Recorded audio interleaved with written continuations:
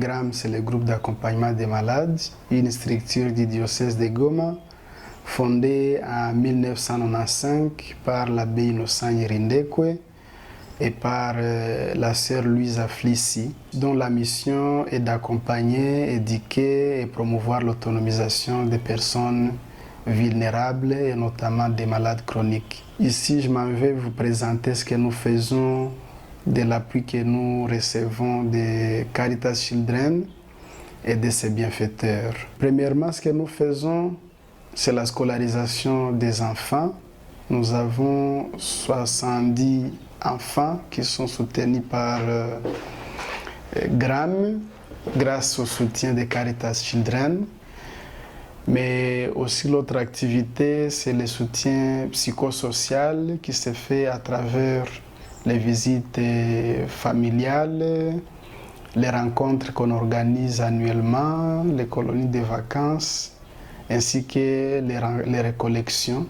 Et notre grand volet aussi que nous réalisons, c'est l'appui à l'autonomisation socio-économique des familles, de ces enfants, à travers l'appui en activité génératrice de revenus, mais aussi à travers une approche que nous avons mise en place, dénommée Association villageoise d'épargne et de crédit, qui permet à ces familles de pouvoir épargner et obtenir des crédits à travers ces épargnes et pour les réinvestir dans leurs activités génératrices de revenus. Nous répondons également à certains besoins de manière ponctuelle, que ce soit la prise en charge médicale de ces enfants, mais aussi pour certains la médiation familiale et l'insertion dans des familles d'accueil. Et nous continuons à faire leur suivi pour s'assurer que leurs conditions de vie s'améliorent de plus en plus.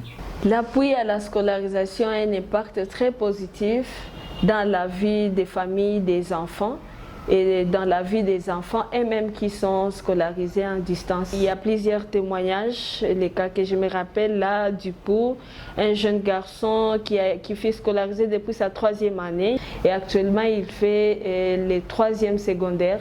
Il est orphelin de père et de mère vivant chez sa grand-mère. Certains de sa génération ont vite intégré les groupes armés, donc il témoigne parce que les jeunes là qui avaient intégré les groupes armés de sa génération, certains sont déjà morts.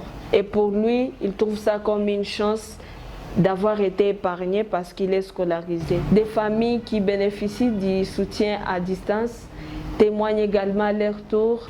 Cette famille ici, la maman de Pascaline Sabouni, qui a témoigné récemment de cette aide économique qui a appuyé son activité génératrice de revenus. Elle a réaménagé sa toilette, il n'avait pas de toilette.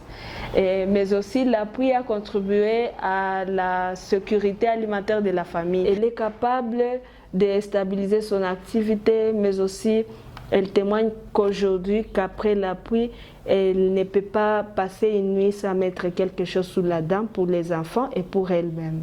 En termes de difficultés, nous avons un grand problème de manque de financement.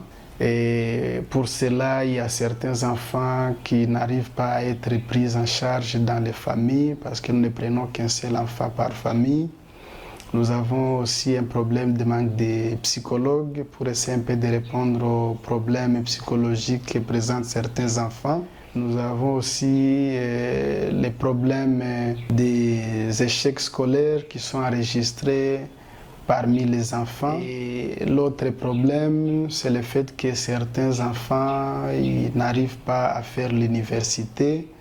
Et avec la situation socio-économique de notre pays, les uns restent dans le chômage pendant longtemps. C'est ici pour moi l'occasion de pouvoir remercier Caritas Children et tous ses bienfaiteurs qui, par leur sollicitude, permettent à ce que ces enfants puissent espérer à un avenir meilleur tout en améliorant leurs conditions de vie sociale. Que Dieu vous bénisse. Merci beaucoup.